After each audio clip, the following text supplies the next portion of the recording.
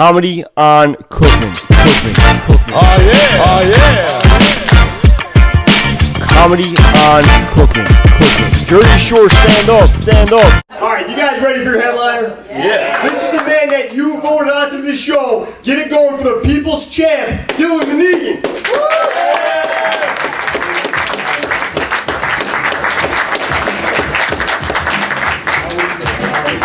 Oh my God, please, people's champ, can we take it down a notch? Everybody, please lower your expectations. I wish the intro had been, our next comic suffers from a degenerative disease.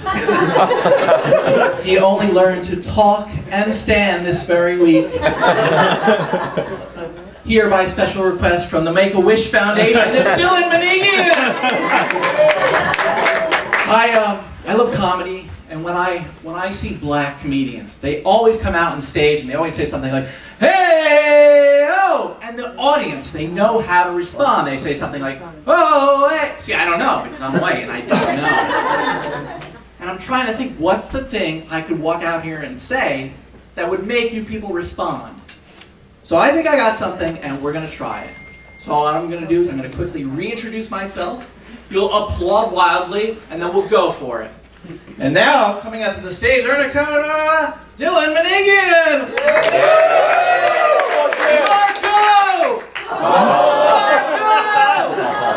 Marco! So let me tell. Ooh, lose my voice. Sure, I'll take some more. It's that Marco. Let me tell you a little about myself. I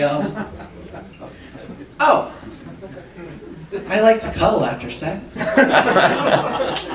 It's tough for me because I'm a rapist and it's so awkward. I'm like, will you stop quivering? You're ruining this for me! Just kidding, I've never raped anybody. It's always been consensual, both of the times. Another thing about me is I'm Armenian. And my last name ends in I-A-N. Any name in the world that ends in I-A-N is an Armenian name. You might not know this, but Armenians, we have our own genocide.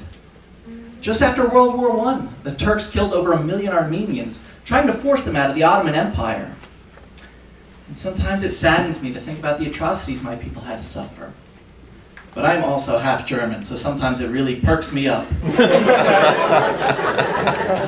So a few years ago, I was having a hard time, and I had to apply for a job at a grocery store.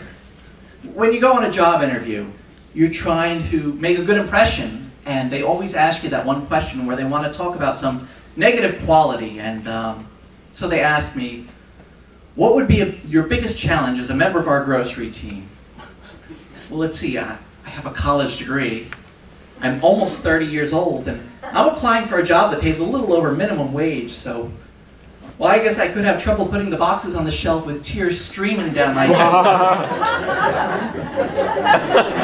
When you go grocery shopping, did you ever wonder about what goes on behind the scenes and all the hard work it takes to keep all those products on the shelves day in and day out? Yeah, I never wondered that either, but that was my job for a while. After a year, I transferred to the coffee bar that was in the store. I don't know. It seemed cooler, like I'm a skilled laborer or something like that. And one day, a woman was shopping, and she asked me for a recommendation on coffee. And I was honest. I said, I don't know. It all tastes the same to me. I don't really like coffee. And she was shocked. You don't like coffee? Then why would you work at a coffee bar? Because I didn't apply myself in life, okay? That's how you end up working at a coffee bar. Does she think that's how life works? When she's driving up the parkway, does she pull up to the toll collector and say, look at you, you're living the dream, you're living your dream. I guess I had to work at a coffee bar because entitled housewife was just not in the realm of possibilities for me. Oh, how are we all doing? So if you haven't figured it out now, I'm a little bit lost in life. I I did see a bumper sticker the other day. It said, "Jesus died for your sins." And I thought about it, but I thought, so what? 3 Chinese factory workers died just making my iPhone. I love my iPhone. Thank you, sir. A little delayed reaction. Don't you love your iPhone? I see somebody's using theirs right now. I don't blame you. I wish I was doing the same thing. Yeah, no, I get so wrapped up in it.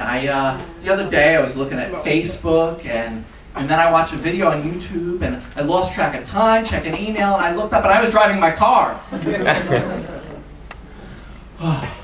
So, do we have any Catholics here tonight? Because you're in trouble. No. No, because one of my favorite holidays is Ash Wednesday. Does anybody, who here, come on, be honest, who here goes and got the ashes this year? Right here, we have one. You see, I'm agnostic, so I went and I got an Ash question mark. A friend of mine, she's an atheist, she gets an Ash 0 with the line through it. So, is anybody here on a date tonight? Woo! You! Woo! All right. You've been dating for a long time, or is this the first date? And I'm out of here. have you two? Embarrassed? No. Are you afraid I'm singling you out? Don't you hate when comedians do that? I gotta be honest. I was out watching a comedian, and I got nervous. He was singling me out. He started talking about porn, and he turned to me and he said, "Oh, and you, sir, what's your favorite porn site?" And I froze. I sold the guy out. I was like, "Porn? Porn? What is it? Am I saying that word correctly? Porn? Oh, is that like stag films? Porn? What? You mean that's on the internet? I had no idea." Yeah, don't worry. I'm not gonna. Except for you, I'm not gonna single anyone out tonight. I had an embarrassing moment. Did you ever have a moment where you go out and you do something really stupid, like you get new pants and you forget to take the tag off and you wear them, or you go out and you have something in your teeth or on your face, and it's during a really important moment? Well, that happened to me. I was out and I ran into this girl that I really like, and she's like the girl of my dreams, and I wanted to ask her out, but this is so embarrassing. I forgot to get up early every day and exercise so I would look good, and then work really hard at my job so I'd have a career. Boy, was my face red from crying. No, but I did go out with a girl recently. I don't know, I had a moment of confidence, and I walked up to her and I said, "I'm going to take you out and teach you how a real man is supposed to treat a lady." So we went out to dinner, and she opened the door, and I said, "Oh, a real man is supposed to get the door for you."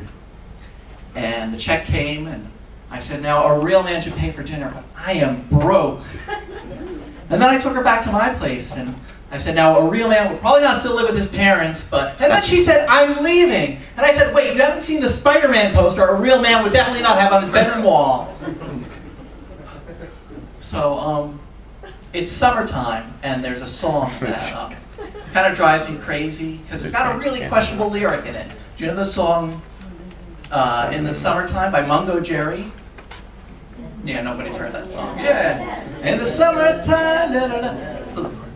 The line that bothers me, it goes, "If her daddy's rich, take her out for a meal.